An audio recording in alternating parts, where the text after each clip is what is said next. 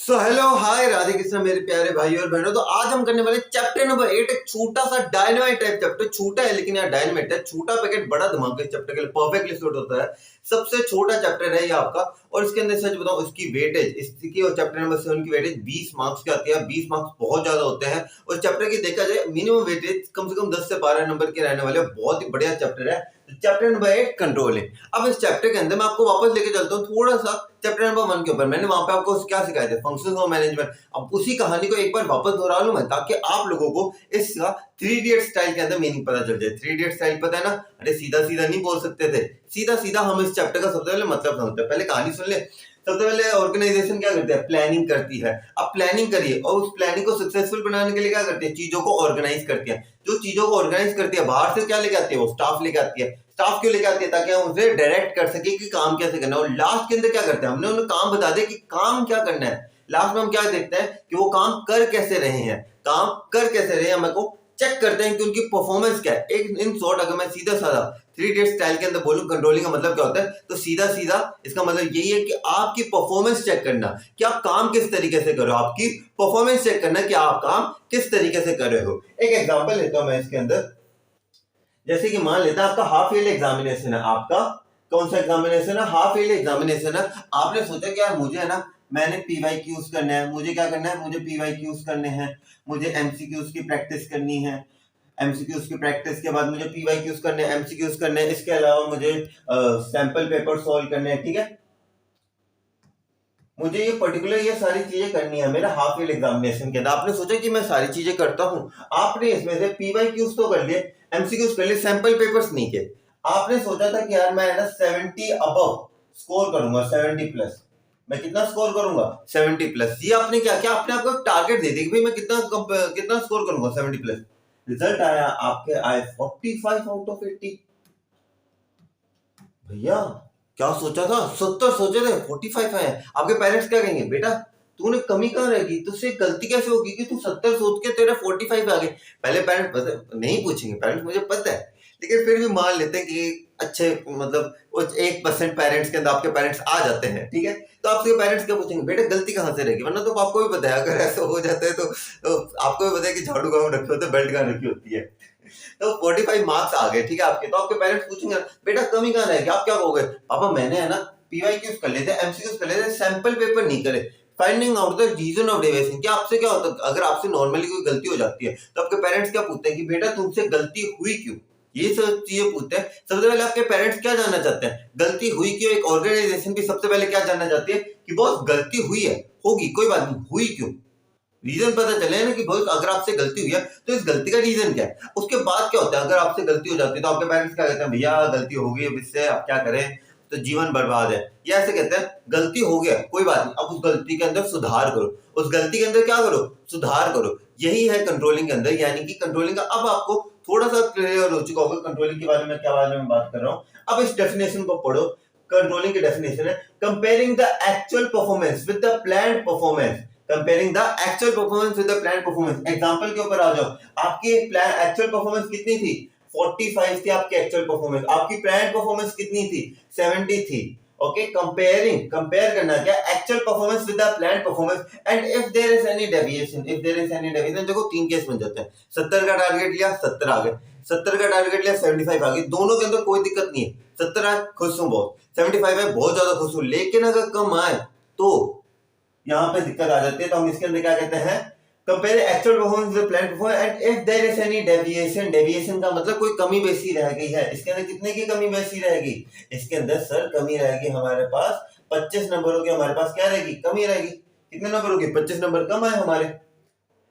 Then finding out the reason of deviation. फिर उसके बाद क्या, गलती हो गई तो पहले क्या पूछते हैं कि बहुत गलती हुई तो हुई क्यों? सर मैंने सैंपल पेपर सॉल्व नहीं किए थे, मैंने सैंपल पेपर्स को सॉल्व नहीं किया था। Finding out the reason of deviation and taking corrective measures. उसके बाद क्या हुआ? आपके पेरेंट्स क्या कहेंगे? बेटा गलती हो गई, ऑर्गेनाइजेशन के अंदर गलती होगी, तो अब क्या होता है कि बस अब बस माथा पकड़ के बैठे कि भाई अब जिंदगी होगी समाप्त। तो अब उसके बाद क्या होता है? जिंदगी होगी समाप्त, ऐसे थोड़ी ना होता है। क्या होता है कि कोई बात नहीं यार, गलती हुई है तो अब हम क्या करेंगे? मेहनत करके अपनी गलती को सुधारेंगे। सारे पेरेंट्स ये कहते हैं कि गलती होगी कोई बात नहीं, अब उस गलती को आप सुधार लो। तो उसके बाद क्या होता है? आपकी गलती को माफ हो जाती, कहते हैं ना गलती कर तो ली उसके अंदर कोई दिक्कत नहीं, लेकिन गलती को सुधारना इंपॉर्टेंट होता है। उसके बाद हम क्या कहते हैं, and taking corrective measures so that the future plan and actual performance meet each other, ताकि आप अपनी गलती को सुधारो और आपका जो ऑर्गेनाइजेशन का गोल है वो क्लियर हो जाए। आई होप आपको एग्जांपल के साथ रिलेट करके आपको अच्छे से समझ में आएगा। वापस थोड़ा रिलेटेबल वे के अंदर समझाता हूं मैं इसे वापस। देखिए 70 मार्क्स क्या आपकी स्टैंडर्ड परफॉर्मेंस थी, 45 मार्क्स क्या थी आपके एक्चुअल परफॉर्मेंस थी। कंपेयर करना 45 मार्क्स को 75 मार्क्स का डेविएशन है 25 नंबर की। उसके बाद क्या हुआ, रीजन और डेविएशन, सैंपल पेपर सॉल्व नहीं किए थे। अब क्या करूंगा, और मेहनत करूंगा।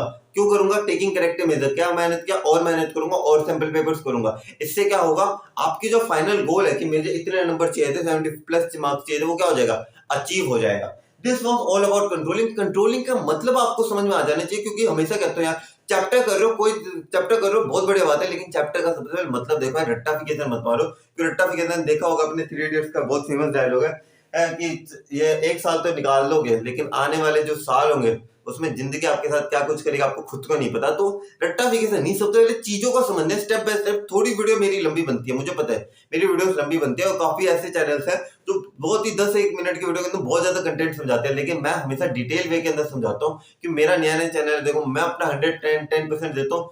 मैं हमेशा कहता हूँ अगर आप एक स्टूडेंट हैं, प्लीज अपना नाम और अपना जो सिटी है वो कमेंट बॉक्स में दे दीजिए, मैं आपके साथ कांटेक्ट करूंगा। मेरे ऑफलाइन बैचेस के अंदर भी उसी स्टाइल के अंदर पढ़ाऊंगा। बस आप आइए हमारी टीम के साथ जुड़िए, एएमआई परिवार के दरवाजे हमेशा आपके लिए खुले।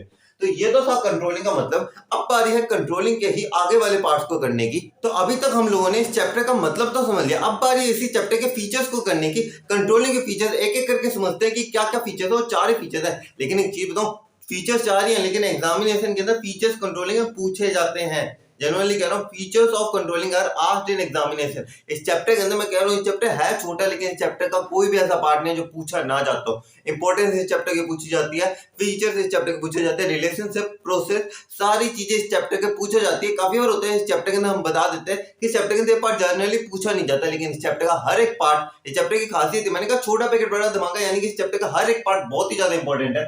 यहाँ पे हम बात करने वाले हैं फीचर्स ऑफ कंट्रोलिंग की। अब मैं जब भी फीचर्स का नाम लेता हूँ ना, मैंने अपने हर एक वीडियो के अंदर मैंने कहा फीचर्स के अंदर हमारे त्रिदेव होते हैं। हमारे फीचर्स के अंदर क्या होता है, हमारे त्रिदेव होते हैं। हमारे त्रिदेव कौन से, हमारे ब्रह्मा विष्णु महेश। हमारे बिजनेस के अंदर हमारे त्रिदेव कौन से, हमारे पास गोल ओरिएंटेड फंक्शन, परवेजिव और कॉन्टिन्यूस। ये 3 हमारे त्रिदेव है, ये हर जगह ही मिलेंगे। और फीचर्स का क्वेश्चन जनरली 3 मार्क्स से ज्यादा में नहीं आता है, जनरली 4 मार्क्स मैक्सिमम है।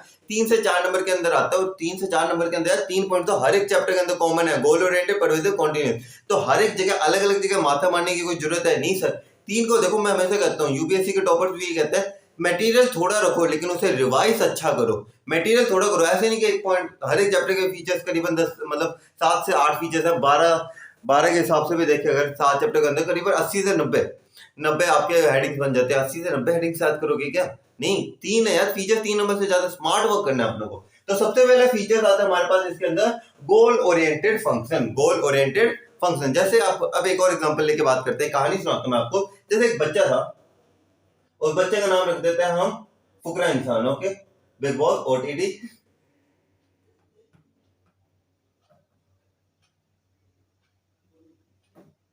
फुकरा इंसान, ठीक है। हमारा जो फुकरा इंसान भाई है, ओके, हमारे फुकरा इंसान भाई, ये हमारे एक मान लेते हैं हम। इन्होंने कहा है कि यार मुझे ना ये एमसीक्यू ये मान लेते, अभी क्लास 12 के अंदर है, ठीक है। हमारे फुकरा इंसान भाई ये भी क्लास 12 के अंदर है, वो ओटीटी के अंदर जाने से पहले क्लास 12 करके गए थे। तो ये हमारे क्लास 12 के स्टूडेंट है, ठीक है। इन्होंने अपने मन में पता है क्या किया, इन्होंने कहा यार अभी जून का महीना चल रहा है, मुझे जून के महीने में है ना 3000 एमसीक्यूज पूरे करने हैं, ठीक है। मुझे क्या करना है, मुझे 3000 एमसीक्यूज पूरे करने हैं। और दिन के हिसाब से देखा जाए, अगर 30 के हिसाब से, तो मुझे 100 एमसीक्यूज डेली बेसिस पे करना है। मुझे क्या करना है, 100 एमसीक्यूज डेली बेसिस के ऊपर मुझे करना है। किसे करना है, हमारे फुकरा भाई को, ओके। तब देखो उन्होंने क्या किया, उनका गोल था, ये स्टैंडर्ड था क्या कि 3000 एमसीक्यूज करने हैं, मतलब 100 एमसीक्यूज मुझे डेली बेसिस पे करने हैं। अब एक चीज बताओ, वो पहले दिन 100 क्वेश्चंस करेंगे, ठीक है, हो गया। दूसरे दिन 100 क्वेश्चन करेंगे, ठीक है। तीसरे दिन थोड़ी डेविएशन है, रीजन फाइंड आउट किया, करेक्ट किया, तीसरे दिन भी 100 क्वेश्चन हुए। ऐसे करते करते जब उन्होंने पूरे 30 दिनों के अंदर 100 क्वेश्चन कर लिए, क्या उनका अल्टीमेट ऑब्जेक्टिव क्लियर हो गया? हाँ जी सर, हो गया। इसके अंदर में ये कहता है गोल ओरिएंटेड फंक्शन के अंदर it makes everyone follow the plan. Fukra Insaan ने क्या किया, फुकरा भाई ने क्या किया, अपने प्लान्स को क्या किया, फॉलो किया कि भाई मुझे एक दिन के आज एमसीक्यू 800 एमसीक्यूज करने, 800 एमसीक्यूज करने, 800 एमसीक्यूज करने, डेली टारगेट्स क्या किए, अचीव किए। It makes everyone follow the plan and when work is accomplished as per the plan, जब उन्होंने प्लान बनाया कि मुझे 100 एमसीक्यूज डेली करने हैं, 100 एमसीक्यूज डेली करने, आज भी कर लिया, कल भी कर लिया, परसों भी कर लिया, ऐसे मैंने एक पूरा महीना कर लिया। क्या उनका अल्टीमेट ऑब्जेक्टिव 3000 एमसीक्यूज का पूरा हो गया? हाँ जी sir. And when work is accomplished as per the plan, it lead to achievement of organization goal. Achievement होगी ना, 3000 एमसीक्यूज कर ले, क्यों डेली बेसिस मैंने कितने एमसीक्यूज करे, 100 एमसीक्यूज करे, तो क्या इससे मैं गोल ओरिएंटेड फंक्शन हो गया ये? हाँ जी सर। क्यों? क्योंकि हमारा गोल क्या हो गया, इससे हम मदद कर मिली हमेशा अपने गोल को पूरा करने की। ओके, वोट फुकरा भाई। ओके, फुकरा इंसान के लिए वोट कीजिएगा। ओके, चलो हम अगले पॉइंट के ऊपर आ जाते हैं। दूसरा हमारा फंक्शन, यानी कि मैं कहूं दूसरे हमारे त्रिदेव कौन से हैं? परवेजिव। हमारे बिजनेस के दूसरे त्रिदेव का क्या नाम है?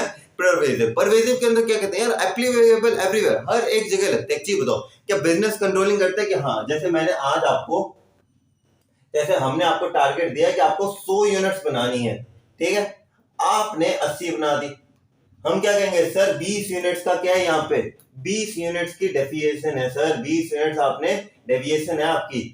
क्यों डेविएशन हुई सर? मशीनरी खराब हो गई थी, शादी ब्याह का मामला आ गया था, मान लेते हैं मशीन खराब हो गई थी सर, मशीन जो थी, मशीन को इमोशनल डैमेज हो चुका था सर। कैसा? इमोशनल डैमेज मिल चुका था हमारी मशीन को। क्या मिल चुका था? Emotional damage.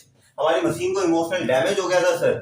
एक काम कर, फिर बॉस क्या कहेगा, चलो यार मशीन से ही करवा देता हूँ। आपने देखा मशीन से ही होगी, बंदा वापस परफॉर्मेंस पे, कंट्रोलिंग यहाँ पे लगी। ये तो हो गया केस एग्जांपल नंबर 1। एक चीज बताओ, बिजनेस के अंदर लग रहा है, बिजनेस के पॉइंट ऑफ व्यू से पढ़ लिया, क्या आपकी लाइफ में कंट्रोलिंग लगता है? हाँ जी सर। वापस हम आ जाते हैं हमारे फुकरा भाई के ऊपर। फुकरा भाई ने क्या कहा, 3000 एमसीक्यूज करूंगा मैं, ठीक है, जून के महीने के अंदर क्या करूंगा, 3000 एमसीक्यूज करूंगा। डेली बेसिस पे कितने एमसीक्यूज करूंगा? 100 एमसीक्यूज करूंगा। 30 दिन है, 30 दिन के अंदर 100 एमसीक्यूज के हिसाब से क्या मेरा 30,000 का ऑब्जेक्टिव क्लियर हो जाएगा? हाँ जी सर, हो जाएगा। क्या यहाँ पे देखा जाए यूट्यूब की दुनिया, यानी कि पढ़ाई की दुनिया के अंदर भी देखा जाए, पढ़ाई में भी हुआ, बिजनेस की दुनिया के अंदर भी हुआ, यानी कि ये क्या है, सिर्फ यहाँ पे लिमिटेड है या फिर हर जगह लिमिटेड है? सिर्फ बिजनेस में लिमिटेड है या हर जगह एप्लीकेबल है? तो हम कहते हैं कि बॉस जो आपका बिजनेस कंट्रोलिंग फंक्शन है हर जगह होता है। आप भी कंट्रोलिंग करते हो, आप भी एग्जामिनेशन से पहले क्या करते हो, मेरा डेली टारगेट है आज का, मैंने अपने डेली टारगेट को अचीव किया। ये आपके वर्ड्स है, मेरे वर्ड्स नहीं है, आपकी वर्ड्स है। क्या मैंने मेरे डेली टारगेट को अचीव किया? कंट्रोलिंग एवरीवेयर, आपकी जगह भी है, मेरी जगह भी है। परवेजिव के अंदर कहते हैं required in all type of organisation and at all the levels, हर एक लेवल के अंदर रिक्वायर्ड होता है, हर एक ऑर्गेनाइजेशन के अंदर रिक्वायर्ड होता है। All manager compare their departmental performance with the actual performance, हर एक कोई मैनेजर कंपेयर करता है अपने डिपार्टमेंट के परफॉर्मेंस को उनकी एक्चुअल परफॉर्मेंस के साथ। तो ये तो था आपका पूरा का पूरा परवेजिव। आई होप आपको परवेजिव का कंसेप्ट समझ में आ चुका कि हम परवेजिव किसकी बात कर रहे हैं। अगला पॉइंट आ जाता है हमारे पास इसके अंदर, कौन सा? कॉन्टिन्यूअस। एक चीज बताओ, ठीक है, अब मैं आपका एग्जांपल ले लेते हैं, आपसे गलती हुई एग्जामिनेशन के अंदर, ठीक है, जैसे हमने पहले वाले एग्जामिनेशन का कहा था, अब थोड़ा आपको लिख के बता देता हूँ। चली हवा मस्तानी है, आदि पुरुष कितने लोगों ने देखी है, ये बताओ आप मुझे। आदि पुरुष वैसे देखी होगी सबने, कैसी लगी जरा बताइएगा आप कमेंट सेक्शन के अंदर, जैसे यूट्यूबर्स कहते हैं ना, कमेंट सेक्शन के अंदर बताइएगा कैसी लगी आप लोगों को, ठीक है। पहले I am also YouTuber right now, but फिर भी बोलने के अंदर अच्छा लगता है, पता चलो क्यों बोलते थे। पहले मैं भी जैसे देखता था, दबा के ठोक दीजिए, लाइक लगा के ठोक दीजिए, मजा आता है। जी हाँ, कमेंट सेक्शन के अंदर लिखिए, कमेंट सेक्शन के अंदर। एक और इंटरेस्टिंग चीज है, ऐसी लाइक्स होती है ना, एक और इंटरेस्टिंग चीज है, वो है जैसे होते हैं ना हमारे इस चैनल का सब्सक्राइब बटन, तो उसे भी दबा दीजिए। चलो हमारे चैनल का भी सब्सक्राइब बटन दबा दीजिएगा। चलो हम एग्जांपल ले लेते हैं, जैसे हमने क्या कहा था स्टार्टिंग ऑफ द वीडियो के अंदर, 40 नंबर एक्सपेक्ट, 70 नंबर एक्सपेक्ट किए थे, आए 45 मार्क्स, आए कितने? 45 मार्क्स, ठीक है। अब आपने आपका प्री बोर्ड हुआ, आपने उसके अंदर तो करेक्ट कर लिया, आपको डेविएशन मिल गई, सर सैंपल पेपर नहीं कहते, डेविएशन करेक्ट होगी। अब एक चीज बताओ कि डेविएशन तो आपने कर दी करेक्ट, डेविएशन तो आपने कर दी करेक्ट होगी, सर डेविएशन जी सही कर दिया, वापस ट्रैक पे आ गया। अब कोई गारंटी क्या वापस ट्रैक से ऑफ ट्रैक नहीं जाओगे? संजू मूवी देखी है, रणबीर कपूर एक बार सही हो गया था, हमारे मतलब संजय बाबा एक बार ही सही हो गए थे, लेकिन क्या हुआ, एक बार वापस बैड इन्फ्लुएंस के अंदर चले गए थे।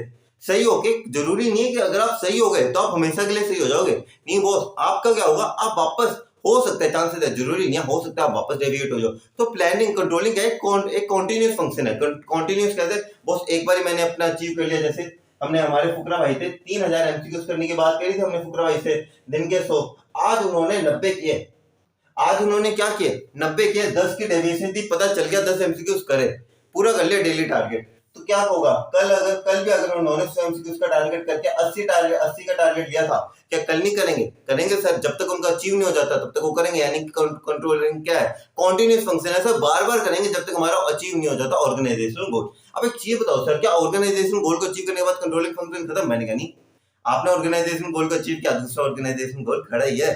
पता है क्या, एक दरवाजा है ना, ये दरवाजा खुलते हैं ना, दूसरा दरवाजा है कि एक ऑर्गेनाइजेशन को गोल अपने अचीव किया। एक चीज बताओ यार, अब आपने क्लास 11th करी, उसके बाद क्लास 12th के अंदर जाने का वेट किया? नहीं सर, क्लास 11th खत्म, रिजल्ट आया, क्लास 12th के अंदर बता रहे, क्लास 12th खत्म नहीं, कॉलेज के अंदर बता रहे, first year, second year, third year, फिर कॉम्पिटिटिव एग्जाम्स के अंदर बता रहे। रुके कहाँ, आपका ऑब्जेक्टिव क्या है? एक जगह खत्म होता है, दूसरा ऑब्जेक्टिव ऐसे चिपका होता है, ये खत्म हुआ तो यहाँ पे ये खड़ा है, यहाँ पे आपको पता है कि आपको भी पता है मुझे लाइफ के अंदर क्या क्या करना है, डायरेक्शन पता है आपको। तब पर कॉन्टिन्यूस के अंदर कहते हैं controlling is not a one time function. हमारे फुकरा भाई ने एक बारी तो कर लिया कि बॉस, एक बारी तो हमने 100 एमसीक्यूज जो थे हमने पूरे कर लिए, क्या कल नहीं करेंगे? कल भी करेंगे, परसों भी करेंगे, तरसों भी करेंगे, रोज करते जाएंगे। It is performed all the time so that every activity work and function is done according to the plan, ताकि आपका हर एक एक्टिविटी, क्यों आप रेगुलर बेसिस पे करोगे तो आपकी सारी एक्टिविटी बेसिस पे होंगे, और जब आपकी सारी एक्टिविटीज एकदम करेक्ट सीक्वेंस में होंगी तो इससे क्या हो जाएगा, आपका गोल ओरिएंटेड फंक्शन यानी कि आपका जो ऑर्गेनाइजेशनल गोल है वो क्या हो जाएगा, अचीव हो जाएगा। आपका ऑर्गेनाइजेशनल गोल क्या हो जाएगा, अचीव हो जाएगा। अब हम आ जाते हैं हमारे लास्ट इंपॉर्टेंस के, लास्ट फीचर के ऊपर। और ये फीचर जो है ना, एक चीज बताऊं, एक और टॉपिक के अंदर सेम लाइन नहीं बताऊंगा, इसलिए अभी अच्छे से समझ लो, बात दूसरे जब वो वापस आएगा फीचर, तब ये पॉइंट, तब उस टाइम हमको थोड़ी आसानी होगी। Controlling is backward and forward looking. अब पहले बता देता हूँ, बैकवर्ड लुकिंग का मतलब कि कंट्रोलिंग जो है ना, अपने पीछे भी देखता है कि अच्छा मैंने पहले क्या क्या कर चुका हूँ, आगे भी देखता है मैं आगे क्या क्या करने वाला हूँ। वापस सुनना, मैं क्या क्या कर चुका हूँ, पीछे देखता है कि अच्छा मैं क्या क्या कर चुका हूँ, आगे देखता है कि मैं क्या क्या करने वाला हूँ। Okay, backward and forward looking होता है कंट्रोलिंग। अब बैकवर्ड लुकिंग किस तरीके से होता है, आपने आपके एग्जामिनेशन के अंदर कभी आपके टीचर ने बात बोली होगी, आपके क्लास टेस्ट होते होंगे, जैसे मान लेते आपका 20 नंबर का क्लास टेस्ट था, ठीक है, आपके पहले टेस्ट के अंदर 18 नंबर आए थे, ठीक है, दूसरे टेस्ट के अंदर आपके 19 है, तीसरे टेस्ट के अंदर आपके 15 नंबर है। आपके टीचर्स क्या कहेंगे, आपने पहले वाले टेस्ट में कितना अच्छा परफॉर्म किया था, इस टेस्ट में क्या हो गया? क्या एक चीज बोलूं कि उन्होंने आपकी एक्चुअल परफॉर्मेंस 15 नंबर को आपकी स्टैंडर्ड या आपके प्रीवियस परफॉर्मेंस के साथ कंपेयर किया था। हाँ जी सर। डेविएशन देखी थी? हाँ जी सर, तभी तो बोले मैम ने डेविएशन देखी थी। क्या हो गया? रीजन फाइंड आउट करने की कोशिश करी, हो तो क्या, अब उसे सुधार कैसे करें, इंप्रूवमेंट करिए। कंट्रोलिंग फंक्शन ही हुआ यहाँ पे। बैकवर्ड लुकिंग के अंदर क्या कहता है, कंट्रोलिंग के अंदर manager look back to the previous year performance to find previous year performance report to find out the deviation from the standard. मैंने अपने एम्प्लॉयज से कहा कि बॉस तुम्हें 900 यूनिट्स बनाने हैं, तुम्हें कितने यूनिट्स बनाने हैं? तुम्हें 900 यूनिट्स बनानी है। भाई ने 850 बनाई। मैंने कहा कि भाई पिछली बार तो तूने बना दी थी 900, इस बार तू 850 पे क्यों अटका हुआ है? Previous year performance 900 boxes was completed, but this year 850 box target is completed. Then manager will find out the reason of deviation की बॉस पिछले बार तो तूने इतने नंबर लेके आया था, इस बार इतने क्यों? पिछले बार 20 में से 20 लेके आया था, इस बार 20 में से 15 क्यों? Standard performance actual performance compare किया, रीजन निकाला और उस रीजन को करेक्ट किया ताकि गाड़ी ट्रैक पे आ जाए। तो ये तो था आपका बैकवर्ड लुकिंग इस साइड। अब आ जाता है हम अपने लास्ट पॉइंट के ऊपर। आज की वीडियो का भी लास्ट पॉइंट है, कौन सा हमारे पास, फॉरवर्ड लुकिंग। अब क्या है हमारे पास, फॉरवर्ड लुकिंग, आगे की तरफ देखना है। चीज बताओ, अब आप कंट्रोलिंग करते हो, क्यों करते हो? आपने कहा कि सर मैंने है ना, जैसे हमने कहा कि मैंने मेरी गलती होगी, मैंने 70 की जगह 45 मार्क्स आ गए, मेरी गलती है, ठीक है, हम मानते हैं गलती आपकी, ठीक है, आपसे गलती होगी। अब उस गलती को हम पहचान क्यों रहे यार, गलती होगी तो होगी, हम उसे पहचान क्यों रहे? सर हम गलती को इसलिए पहचान रहे ताकि हम फ्यूचर के अंदर हम अपना ऑब्जेक्टिव को पूरा कर सके।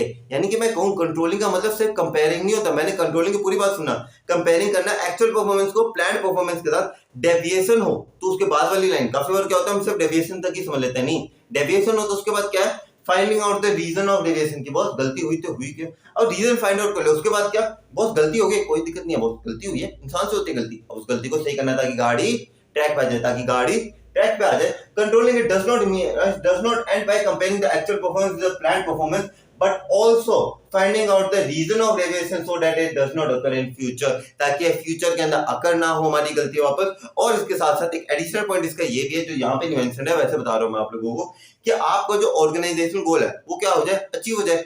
क्योंकि डेविएशन है, आपको पता चल गया कि बस 45 मार्क्स थे, 70 मार्क्स था, क्या हुआ, डेविएशन है, आपने मेहनत करी, आपने क्या किया, अचीव कर लिया टारगेट। अब आप मेहनत क्यों करो, ताकि फ्यूचर के अंदर आपका टारगेट क्या हो सके, अचीव हो सके। तो ये तो थे आपके फीचर्स ऑफ कंट्रोलिंग। तो आज की वीडियो के अंदर बस इतना ही। आज हमने फीचर्स देख लिया, आज हमने कंट्रोलिंग का मतलब देख लिया। अगली वीडियो के अंदर हम इंपॉर्टेंस देखेंगे, उसके अगली वीडियो में हम प्लानिंग का प्रोसेस, कंट्रोलिंग का प्रोसेस देखेंगे, उसके बाद रिलेशनशिप देखेंगे प्लानिंग और कंट्रोलिंग के अंदर। तो अगर आप नए हैं इस चैनल के ऊपर, प्लीज सब्सक्राइब कीजिएगा, अपना नाम और अपना शहर प्लीज कमेंट सेक्शन में लिखिएगा, ताकि हमें आपसे कांटेक्ट करता रहूं, आपके साथ एक कनेक्टिविटी बनी रहे मेरी भी। So till then, do whatever you want to do, man, but don't trouble your माता पिता एंड भारत माता। जय हिंद गाइस, और प्लीज चैनल को सब्सक्राइब कीजिएगा। 405 पे अटक गया यार, आप लोगों को सपोर्ट दिखाइए यार प्लीज।